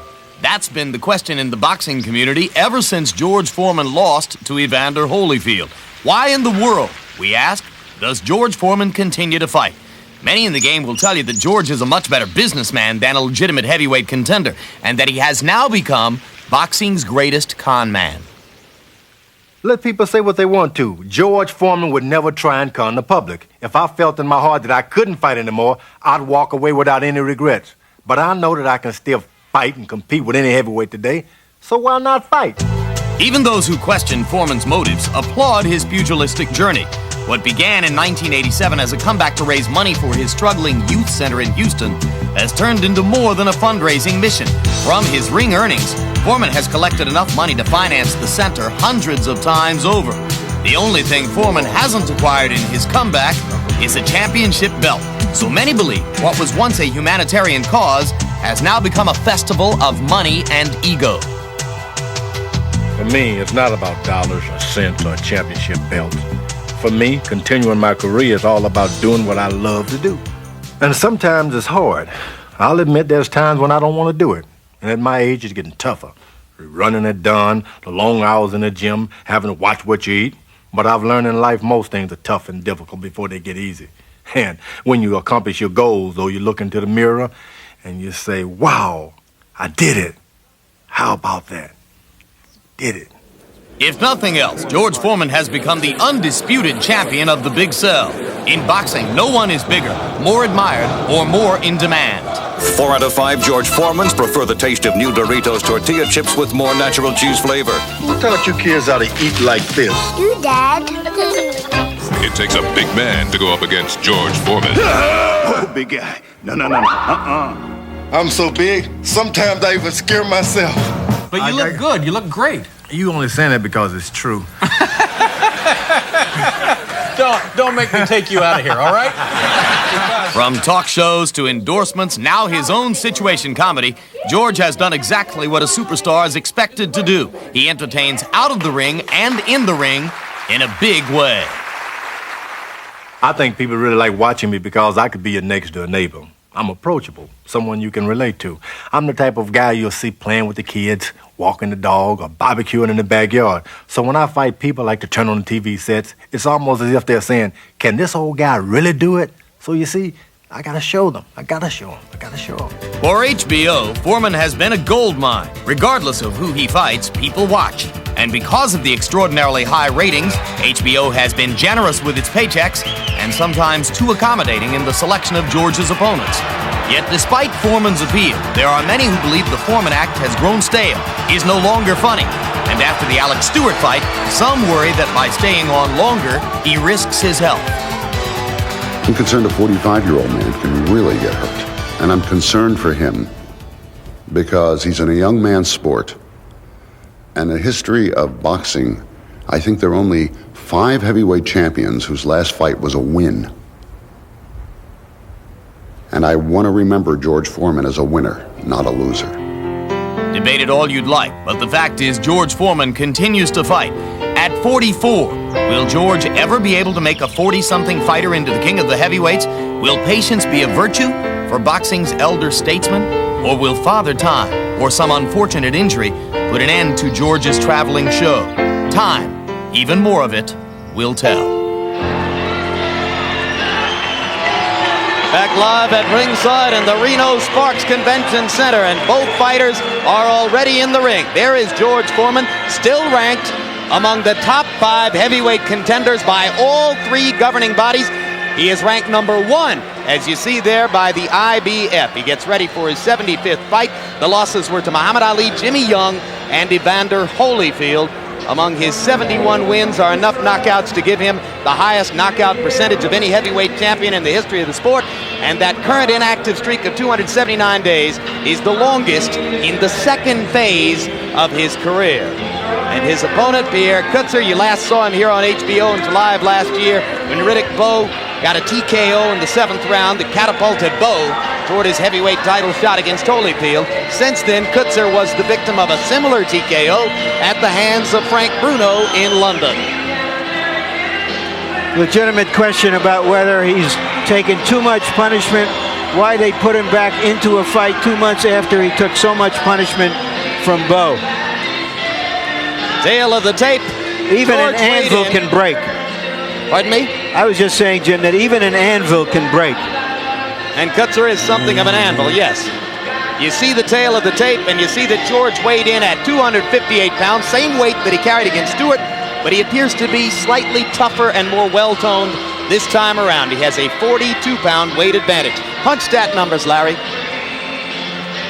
All right, here is our punch stat profile of how many punches these fellas throw. You see Foreman with a very high connect average, and he throws a lot of power punches.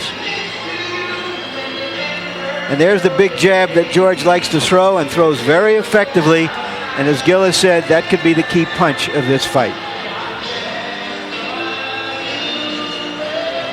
Same rules as in a Tommy Morrison, Carl Williams fight. 3 judges scoring the fight. The 3 knockdown rule is in effect. If a butt occurs and that butt causes the fight to be stopped, we go to the scorecards after the 3rd round. You can be saved by the bell in the last round only, and only the referee can stop the fight. Jim? Thank you, Harold Letterman. Right now, let's go up to ring announcer Michael Buffer for the pre-fight introductions. Ladies and gentlemen, Top Rank Incorporated, along with the undisputed, undefeated king of beer, Budweiser, in association with the Reno-Sparks Convention and Visitors Authority, present the featured bout of the evening. This bout is sanctioned by the Nevada State Athletic Commission. Chairman, Dr. Elias Ghanem. Commissioners, Nat Carasali, Luther Mack, Dr. James Nave, and Bruce Lane. Chief Inspector at ringside, Mark Ratner.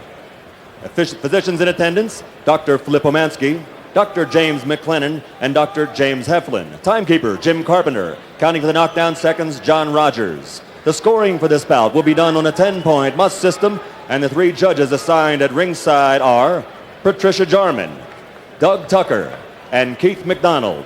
And when the bell rings, the man in charge of the action, referee Joe Cortez. And now, ladies and gentlemen, from the biggest little city in the world, Reno, Nevada, let's get ready to rumble! 10 rounds of boxing in the heavyweight division.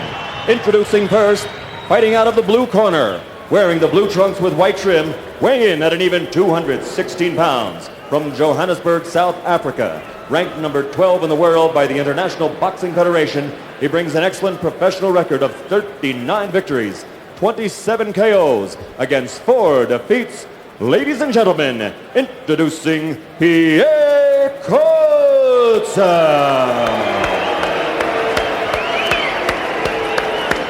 And his opponent across the ring, fighting out of the red corner, wearing the red trunks with white trim, weighing in at an even 258 pounds, ranked number 1 in the world by the International Boxing Federation, number 4 by the WBC, number 4 by the WBA. This 1968 Olympic gold medal champion is 71-3 as a professional, 66 by KO. Introducing the former heavyweight champion of the world, Big George Foreman.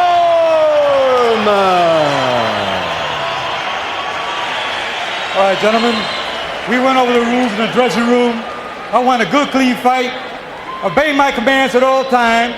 Shake hands. Good luck to both of you. People don't want to see George Foreman hurt, but they do want to see him. And I think we can say the same for all of us. I'll buy that. His popularity certainly remains intact, as evidenced by the outpouring of affection that greeted Buffer's announcement of his name. Referee is Joe Cortez.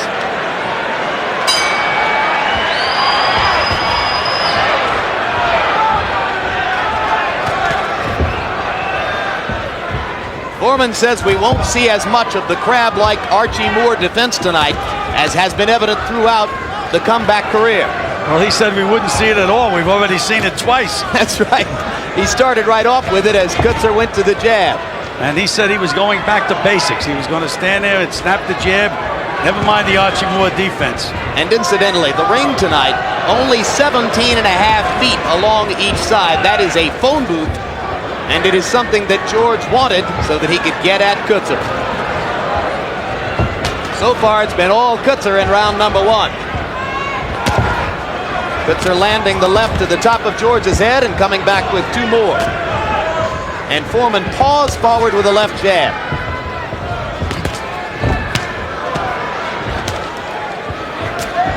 If Coetzer stays this busy all night, you wonder if George will ever get started. Now there's an angry welt on Coetzer's nose, right on the bridge of his nose to begin the bout. It was heavily laced with salve yesterday when we met with him, and we don't know exactly how badly abraded that nose is. Well, one thing, it isn't in a dangerous spot. Even if it busts wide open, there's no reason why they should stop a fight because of that kind of a cut. That's right. It's well below eye level, so it wouldn't affect his vision at all. Coetzer landing a right through George Foreman's guard. And you see Pierre moving on his feet to the right, staying away from George's right hand. And every time George lands a punch, everybody in the audience goes, ooh. He landed a left jab to the side of Coetzer's face.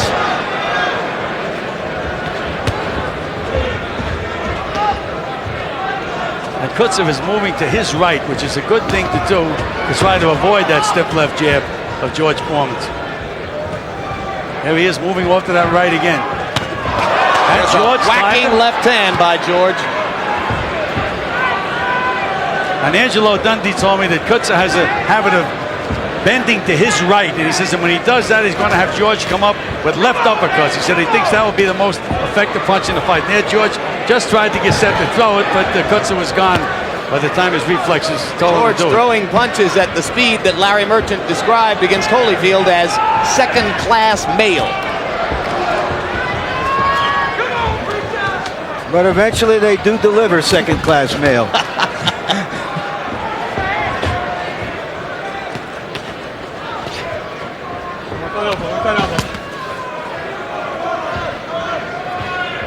An active first round for Pierre Coetzer. Couple of red welts on his face already.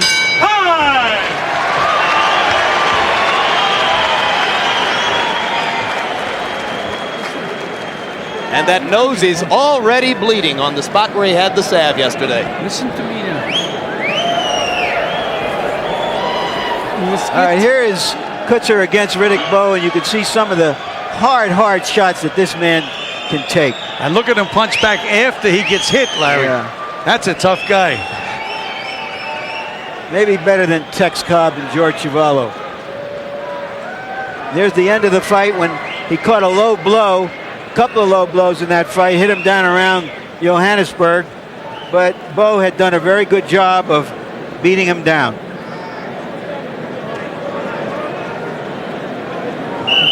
That's right.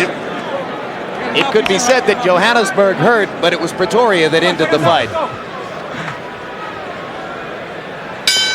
In round number 1, Coetzer threw 70 punches, only 41 for George. But Foreman landed almost as many. He got 20. Coetzer landed 28 of his. Well, I thought George's punches were more powerful when he did land that stiff jab. Coetzer just backed George up with a straight right hand, though.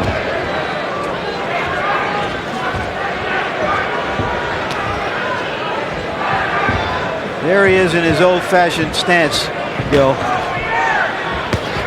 Well, goes to show you what we say about teaching an old dog new tricks earlier. There's that stiff jab, and there it is again.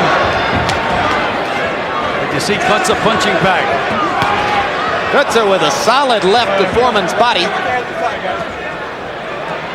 And there's a welt under Foreman's left eye. Can't tell if that's his blood or Coetzer's blood. No, that's his blood, Jim. He started to swell in the first round underneath that left eye. Well, that's exactly what happened against Stewart. He swelled up so rapidly it was shocking.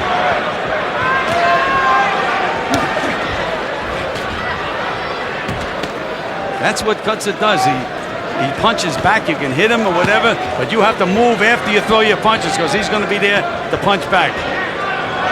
It's amazing to watch Coetzer's capacity to keep his eyes open, looking straight ahead and concentrating on punching, even while taking hard punches from his opponent.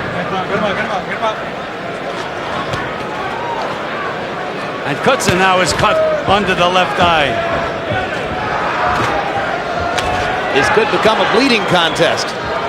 Well, again, it's going to depend on the referee and the doctor to see if these cornermen can take care of the cuts. I know Angelo Dundee can take care of George's. Coetzer's camp was very dissatisfied with Mills Lane after the Bowe fight. They don't know much about Joe Cortez, but they were happy that the referee would be him instead of Lane. There's that stiff jab. Yeah, George is starting to tattoo him with the jab. Right hand by Coetzer backs Foreman up again.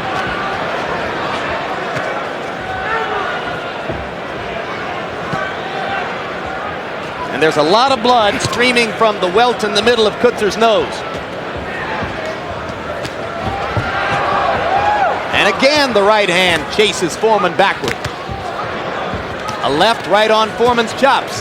I think Coetzer is trying to discourage him from throwing those lefts with that right hand, Gil. Well, he's got another thing he should try to do is move his head, Larry. He just never moves out of the way of a left jab. Well, he's afraid he might not get hit. It's mad if he gets missed.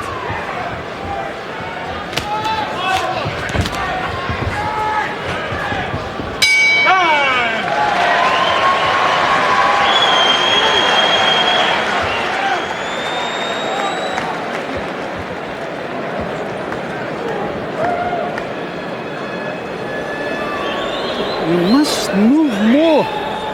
Jab more. Hit the left rights and left hooks to the body here. Close your eyes, son. Close your eyes. That'll baby. You're looking beautiful with the jab. That's all you need. Joe, you want him to turn around? Huh? You want him to turn around? No, it's all right. All right, let's take a look at that jab in action. Right on the nose. That splash of red blood is a target for George Foreman and will remain so as long as this fight goes on. 5 seconds out. Over. Well, guys, we saw George through the fights against Jimmy Ellis and Alex Stewart becoming increasingly dependent on the jab, and the pattern continues tonight. In the first 2 rounds, George has only thrown 9 power punches.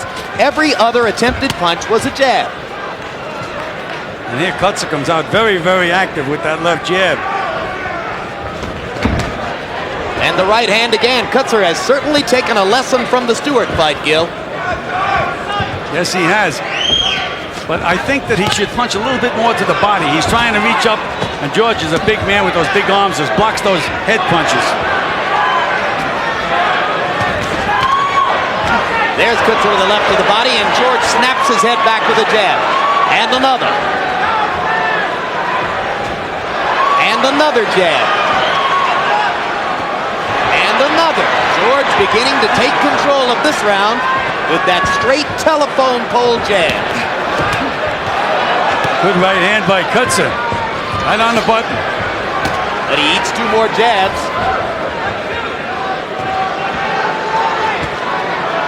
And now the entire center of Pierre Coetzer's face becoming a bloody mask.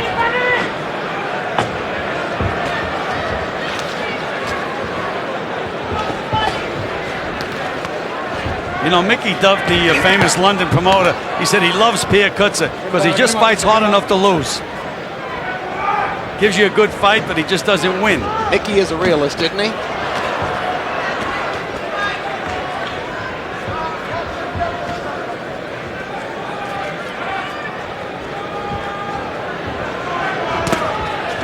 Foreman tries a power punch and goes back to the jab.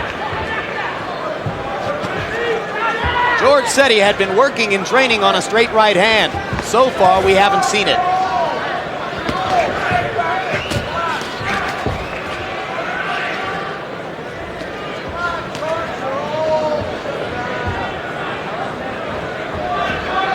There goes Coetzer. He's looking to reach George's chin with that right hand. He should be throwing to the body. Bend up and down with his head. He's straight up and down. He's an easy target. Think stamina will become a factor, Gil? Both fighters are richly bathed in sweat at this point. Well, the thing with George is he's so relaxed in that ring that, as people say, he can go 30 rounds. He just doesn't seem to get tired. Now, they're going to have to take a look at that nose. It's really angry right now. And George has begun to go to the left hook. He's landed 2 of them. Now comes back with the jab. But still a sitting target for Pierre Coetzer's straight right hand. Again, Coetzer that time started to go to the body, but changed his mind.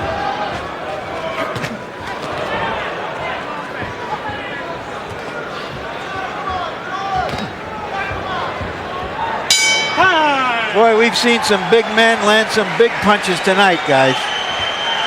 Whoa.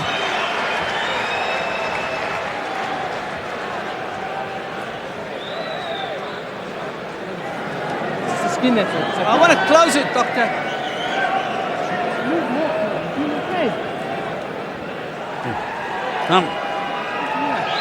There you see what Coetzer looked like Stand in front of him. while he was fighting Riddick Bowe. Not unaccustomed to sniffing his own blood. That is an angry cut along his nose. Why is that dangerous? It's not dangerous, except the people don't like to see the sight of blood, and if it gets bad, the referee may get a little nervous, or a doctor, and stop the fight. It's not in a dangerous spot at all. And now, gentlemen, as round 4 begins, we are joined at ringside by the victor in the first fight of the evening, Tommy Morrison. Welcome, Tommy. Thank you.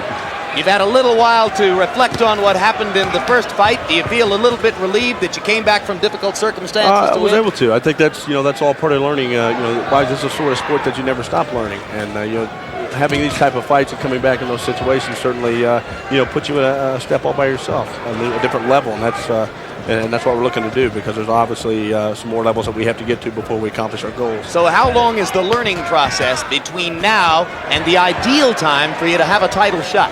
Well, at this point, some very interesting things are going to happen. There's a very strong possibility that Foreman and I could face each other after this. The victor of that fight has promised a shot either to Riddick Bowe or Lennox Lewis. So there's some very exciting things going to happen, but you got to take them one at a time. So what do you think of what you've seen against George, or seen of George against Coetzer so far here? The one thing that always impresses me against George is that he's so very calm, and he's a much better fighter now in his second career than he was the first. That's something that's been said by a lot of people. Coetzer is the type of guy that, Coetzer is the type of guy that I was fixing to say that starts that moves a lot, but he didn't get caught, and that's something you can't afford to do against George Foreman. Right now, he's a guy like a lot of others who has just tasted the canvas against George Foreman. And remember that Foreman said he wouldn't take pity on him the way he did against Stewart. He feels he let Stewart into the fight after knocking him down twice. That right hand to the body hurt Coetzer badly. And now Coetzer is so body conscious that he's not guarding his face. But he comes back with a right hand to Foreman's face. Coetzer can't take those body shots at George at all. No, and he's so wary of the body shots that he's dropping his guard now, Gil. Remember that the 3 knockdown rule is in effect.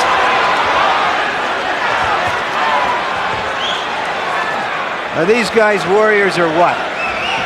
Taking punishment. Coetzer is taking punishment and still trying to punch back. But right now, George is just overwhelming him. There's that stiff jab again. Well, Pierre Coetzer has as much guts as any fighter in the division. That's Foreman turned to the referee and said to stop the fight after he landed that right hand. Well, he said he wasn't going to take pity the way he did on Stewart, and it doesn't look like he is. But he also said that compassion is always a part of his character, and that he will not wait to ask the referee to stop the fight if he thinks it's time. And if the fighter is punching back, he can't stop it here. With less than half a minute to go. Coetzer is likely to make it out of the round if Joe Cortez decides not to stop it. Look at the guts that this Coetzer has. Still trying. Tommy Morrison, your thoughts again? Well, at this point, Coetzer is trying to. I think he should be moving a little bit more. He definitely has, displayed a courageous champ, but George is a guy that's very calm, is able to capitalize on those situations.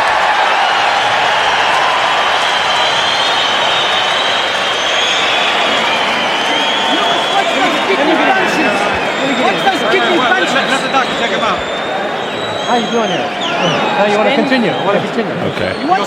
Tommy, thanks very much. Thank you very much, Jim. All right. We'll look forward to seeing you again. All right, here's a knockdown. It was a right hand. He hasn't thrown many of them. No, there was a left hand in there first, and it was the left hand that did it on a delayed knockdown. Very often when a fighter is hit with a punch he hasn't quite seen, it's like a parachute opening up a little bit late.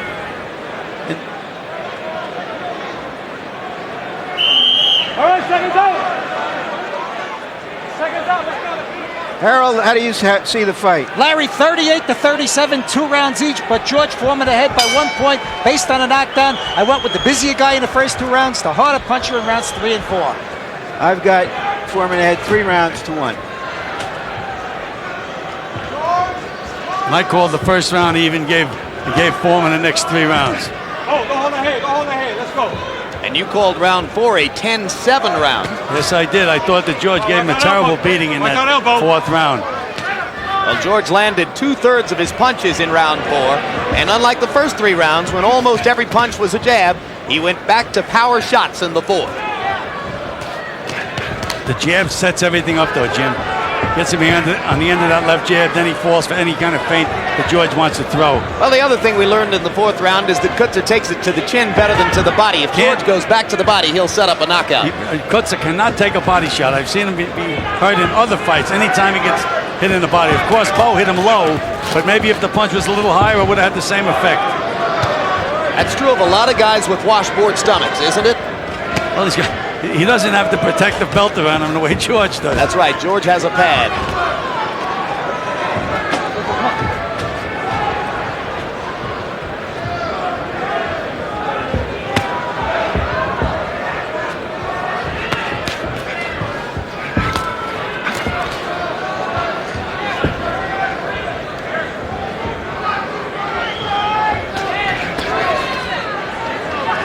Foreman's pace slowing again in round number 5, giving Coetzer a chance to become active again.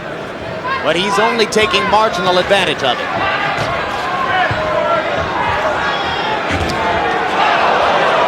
Coetzer badly off balance there, but George didn't deliver a shot. George is breathing kind of deep right now, Jim. He really is showing a little signs of fatigue. Boy, that jab is really something when you watch it snap Coetzer's head back. Place George's jab in historical context in the heavyweight division, Gil. I think the only other guy that had as strong a jab as George Foreman was Sonny Liston, who was Foreman's idol early in his career. Better than Joe Louis? Yes. Joe Louis had a different kind of a jab. Joe Louis's jab had more snap, could bust you open more than a George Foreman jab or a Sonny Liston jab. Theirs is like a plank coming out of a window. Look at that combination by Big George. And he went to the body again, and when he goes to the body, Coetzer stops punching and just stands and waits to take it. Come on.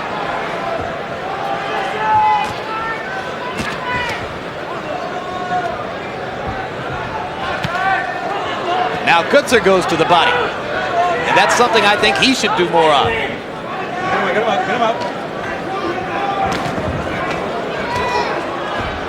With the elbows. Oh.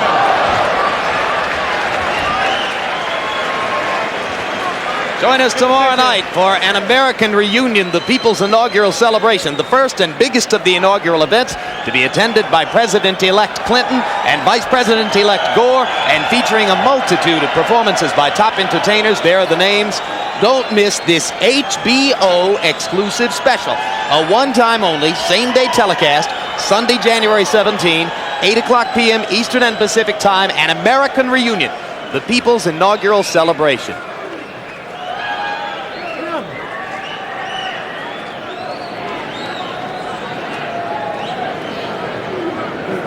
Nice and easy, George. One round of it. The jab's everything. We'll give it a round. All right, seconds out. Seconds out. You heard George asking what round this is. Could mean he's getting a little tired. He fought a tired round that. Well, he looked a little tired last round, but still, he's just anytime he lands any of those big bombs, whether it be a jab or whatever it is, it's just so effective. During the Alex Stewart fight, Foreman was also asking his cornerman what round it was. In George's defense, guys, I often ask our stage manager, Don Lahan, what round it is.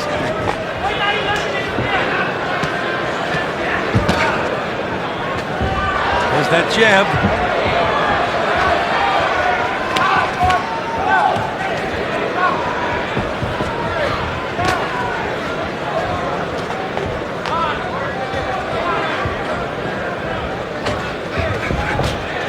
Coetzer just doesn't seem to have any kind of effective power in his punches at all. He just doesn't move Big George.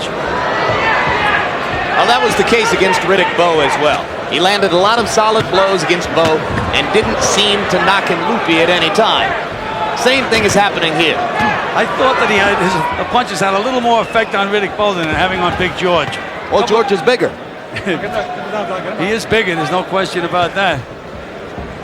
I wonder how much he weighs right now, though.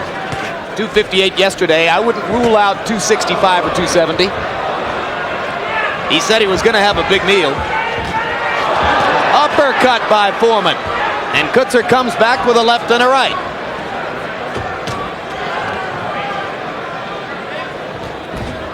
All George has to do is throw a couple of body punches now, and this fight's over. I think something else just opened up on Coetzer. Another Yeah, cut. I think his right eye is open, Larry. I think you're right about that. That's bothering him. Was that the same eye that Bowe opened? I don't recall. Bowe opened both eyes. Oh, solid right hand by Foreman over the top. There's that straight right hand he told us he would have. Well, he mentioned to be back to basics. We haven't seen the Archie Moore defense in quite a while. Coetzer with a straight right, no effect on Foreman. George plows forward. Hasn't remembered to go back to the body, where both you and I believe, Gil, that he could set up an easy knockout.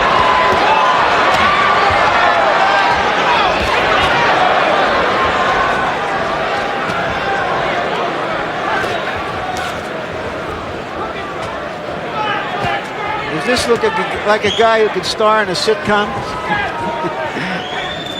There's nothing funny about George Foreman in the ring. And it must be difficult for George, given his palpable mercy streak, to pound away at a guy who looks as grotesque as Coetzer appears at this time. Well, the thing is with Coetzer, every once in a while he punches back. And George has to go on the offense to keep from getting hit. Time!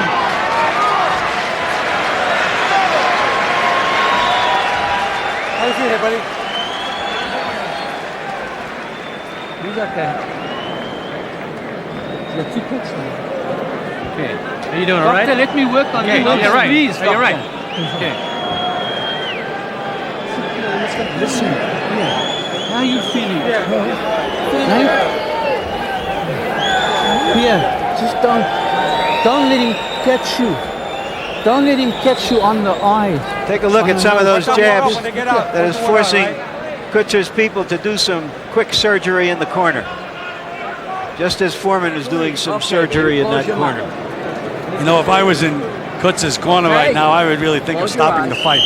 What could he possibly do to win this fight? He doesn't look like he has the power to hurt George. Unless George collapsed from heat exhaustion or something, I don't think he has a chance to win the fight.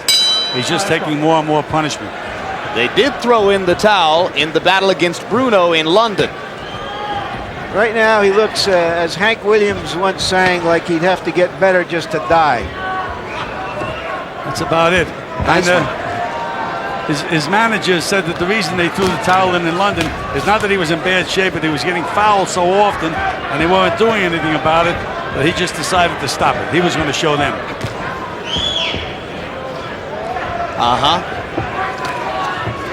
Don't hold the head. Don't hold the head, Pierre. Don't hold the head. That's referee Joe Cortez telling Coetzer not to hold behind the head. No, I think if I was refereeing, I'd let Coetzer do anything he could possibly do. I started to say that. Why be cruel?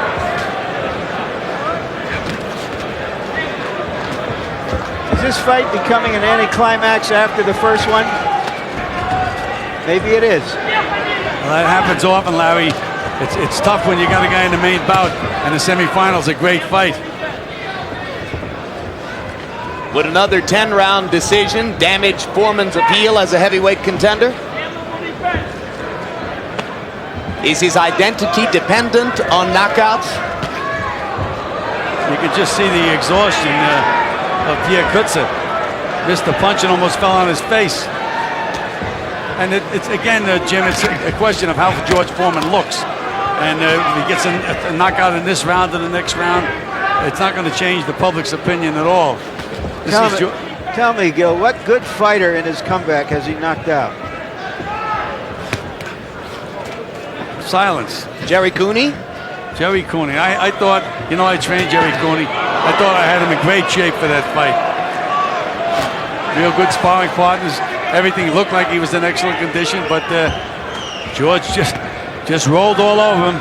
Are you answering in the affirmative about Jerry Cooney? Or are you saying he was a good fighter? I thought that George Foreman beat a good fighter when he beat Jerry Cooney. Coetzer with an uppercut.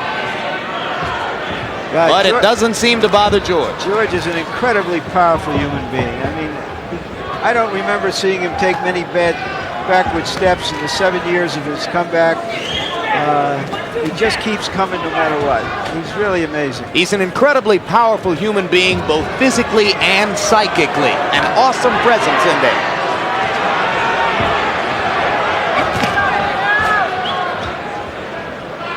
George is now cut under the left eye. Yeah, he's bleeding. But by no means is his face the grotesque mask that it became against Alex Stewart. He's taken a lot of punches tonight without getting broken up the way he did in that fight. Well, Larry, you mentioned there's any good fighters that George Foreman has beaten. No, I said knocked out. Knocked out. Sorry about that. Got the question wrong. No problem. Where? On your eyelid, no problem. We're around there. I'll get it. This number 8 coming up. Come here, partner. Come here. Come here. Bring your punches up and work. Be hit with right hand and left hook. Come here. Take the left hook under like an uppercut. That was at the end of 10 rounds against Alex Stewart. George doesn't seem to be on the way to that tonight. Okay. All right, make sure you don't open up. I hit him with an elbow. He hit you with an elbow. It's okay. Is Angelo Dundee a con artist or what? He's great. Absolutely great. Harold, how do you score the fight so far? Larry, 68-64, 5 rounds to 2, George Foreman. I tell you the truth, Larry, I seen totem poles that bob and weave better than Pierre Coetzer. He's just standing too straight up, and George is pounding him. George has swept the last 5 rounds of my scorecard, got a commanding 4-point lead. Yeah, I have him ahead 6 rounds to 1. In 7 rounds, George Foreman has thrown 199 jabs and landed 132 of them. That's a connect percentage of 66%. And these are powerful jabs, Jim. They're not just flicks or fly swatter jabs. They're good, solid punches. George's jab is as good as some guy's right hand. Yeah, when you talk about Foreman's dependence on the jab, it's a little bit like Tommy Morrison's dependence on the left hook. As Larry said, who was the opera singer who could only sing? Galacurci. From what you see here, right now, if they go through with their contract, Foreman and Morrison, what happens, Gil? Well, I think that George would be in with a younger, quicker, stronger guy that could really hurt him in the fight. If Morrison showed in the Williams fight that he can get hurt, but I think the speed of Morrison's punches would be a little too fast for George. So you would make Tommy the favorite over George Foreman? Yes, I would. Which is probably why George will try to avoid that fight if he can. Yeah, I got a feeling that it's not going to turn out to be in the best business interests of either guy. Either one is potentially a championship contender without making that fight. Down goes Coetzer, second time in the bout. Beautiful 1-2 by George Foreman. Through 2 combinations in a row. Second one, a beautiful 1-2. And George is puffing over there in that corner. Well, how much more of this does Pierre want? The referee said, do you want to stop it? Coetzer shook his head no. And now Joe Cortez disagrees. So Foreman gets the stoppage, just as Morrison did in round number 8.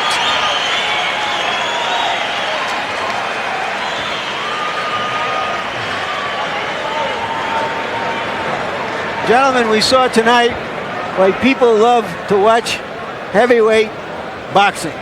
No question about it. There was a lot of solid punches landed. Guys going up and down, guys bleeding. Hey, think of the heavyweight fights we've had here in the last 2.5 months, huh? Lennox Lewis against Razor Ruddock, lightning knockout. Evander Holyfield against Riddick Bowe, a battle for the ages. And tonight, 2 bloody wars. Let's take a look at this beautiful 1-2 by George Foreman. That might have been the most artistic combination George has thrown in a long time. But Larry, right before that 1-2, he threw a 3-punch combination, which was also picture perfect. But look at that 1-2, button my shoe right on the chin. And he's in a position now to button his shoe. Yes, he is. And you see Coetzer dripping blood on the mat. There's the 3-punch combination that I was talking about just before he landed the 1-2. And there's the 1-2.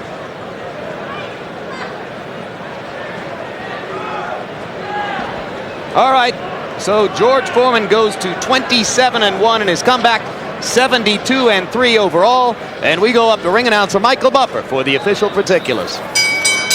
Ladies and gentlemen, referee Joe Cortez has to stop the bout at 1 minute and 48 seconds. In round number 8, the winner by TKO, the former heavyweight champion of the world, George Foreman.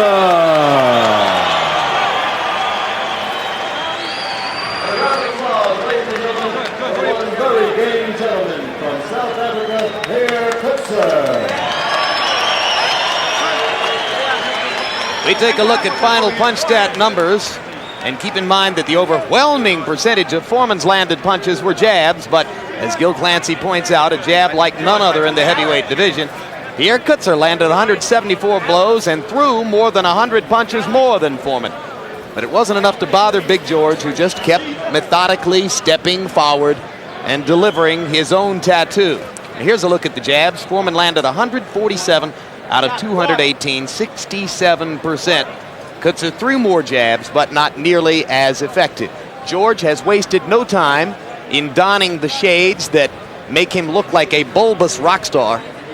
And right now, Larry Merchant is standing by with him. Larry? Okay, George, I see that the sun has come out and you've got your son. Yeah, Ray Charles. I'm cool. I want all the kids to know I'm out there. I'm cool. I got the shaved head. All right. And I got a Corvette. George, have you ever won Mama, how you doing? I love you. George, have you ever won a fight before with so many jabs? Almost exclusively the jab until the right hand just ended it. Time after time, you're going to meet guys who are a lot tougher than you. Years ago, the Muhammad Ali days, I would have went wild trying to get that knockout shot, but I got a little older and wiser now, so I took my time and realized I got a good left jab. Why not use it? I'm winning.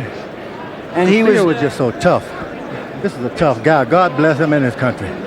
You had him hurt in an early round, and I saw you turn to the referee. Did you ask the referee to stop the fight? I really did, and there's something's going to have to be done with the referees. At what expense do they take these guys' lives into their hands? And I mean, so they're going to have to do something. Why he didn't stop that fight and let the guy go on and get beat, knocked down again is strange. I mean, look, we're going to have to get some safety rules.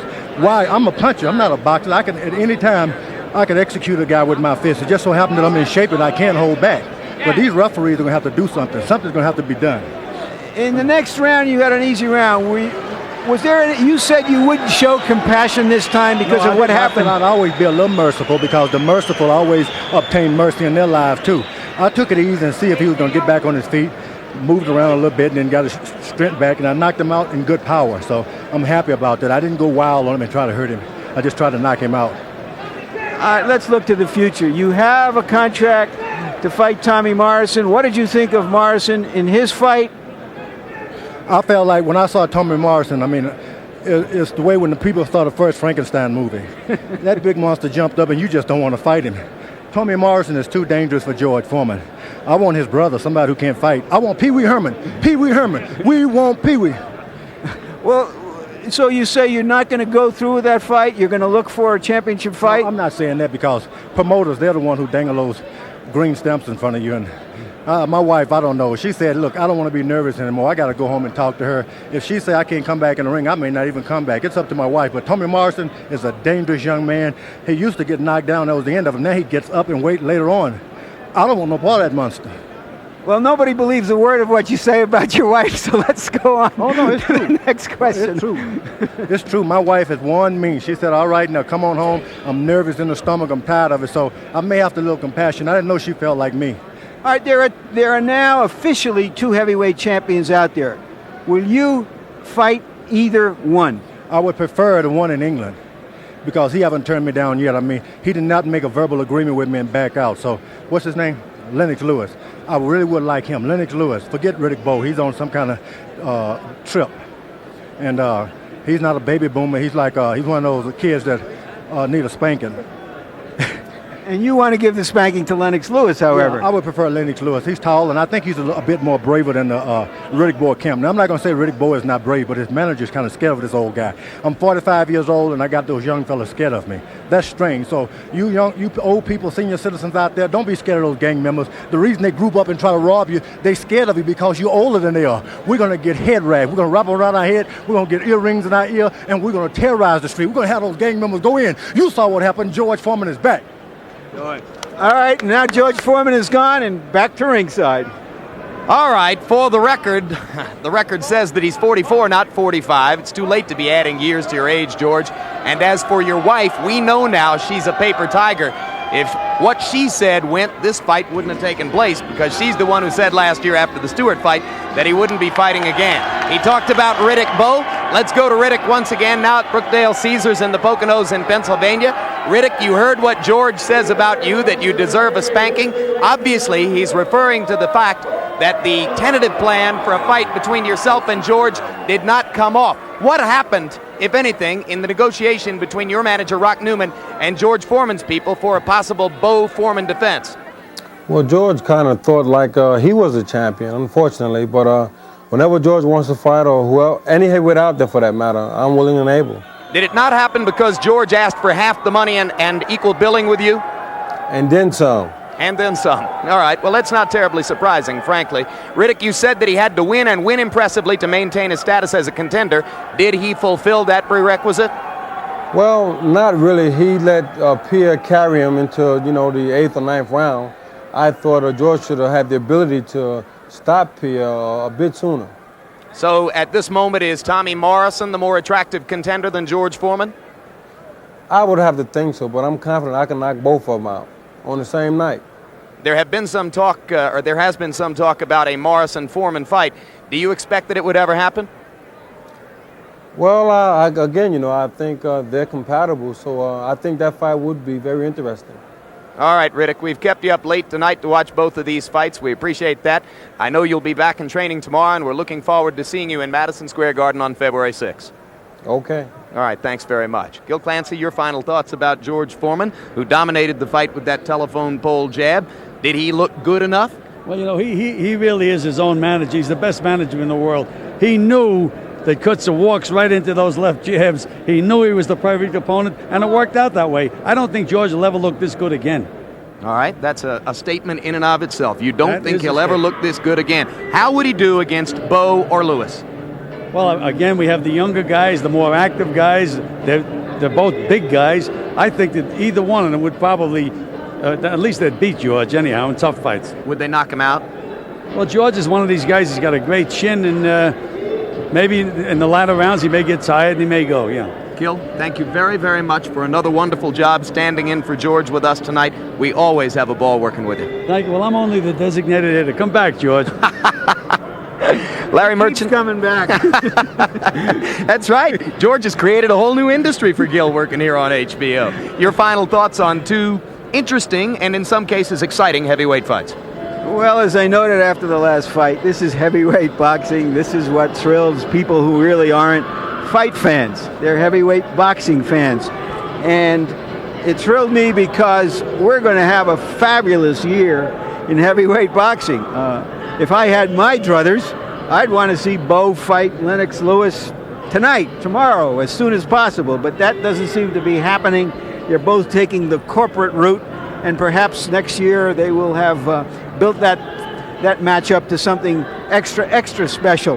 But in the meantime, we're going to have a lot of heavyweight fights. Every heavyweight out there is now inspired, as Williams was tonight, to come out there and do his best, because a good performance can get you some other shot.